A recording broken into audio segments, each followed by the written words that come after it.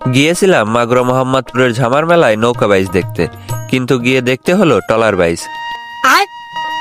এ মেলায় গ্রামগঞ্জের মানুষের মূল আকর্ষণ থাকে নৌকা বাইচ, কিন্তু এবছর এত বড় আয়োজনেও দেখা গেল মাত্র 2টা নৌকা। স্বাভাবিকভাবেই দর্শকদের মাঝে নেমে আসে হতাশা। দূর দূরান্ত থেকে এসেছিল অনেকেই, কিন্তু চোখের সামনে ভেসে উঠল একেবারেই সংক্ষিপ্ত প্রতিযোগিতা।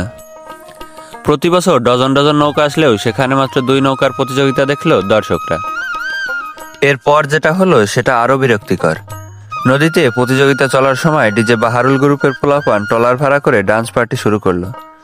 মাইক বক্স বাজিয়ে নাচতে নাচতে তারা বাইচের নৌকার পাশ দিয়ে যাচ্ছিল, ফলে প্রতিযোগীরা ঠিকমতো নৌকা চালাতে পারছিল না, আর দুই পারের দর্শকরাও ঠিকমতো নৌকা দেখতে পাচ্ছিল না।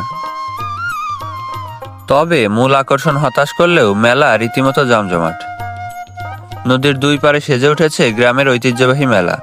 মাটির হাঁড়ি পাতিল থেকে শুরু করে শিশুদের খেলনা, মিষ্টির দোকান, খাবারের দোকান সবই ছিল জমজমাট। বৃষ্টির কারণে যাতায়াতে কিছুটা কষ্ট হলেও মানুষের আনন্দ কমেনি। খেলনার দোকানে দাম দর চলছে, মিষ্টির দোকানে দেখা যাচ্ছে মানুষের উপচে পড়া ভিড়, আবার কারো হাতে বেলুন, কারোর হাতে হাঁড়ি।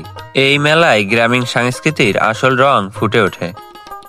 প্রতি বছরের মতো এবারও দূর দূরান্ত থেকে মানুষ ছুটে এসেছে এই আনন্দ ভাগ করে নিতে।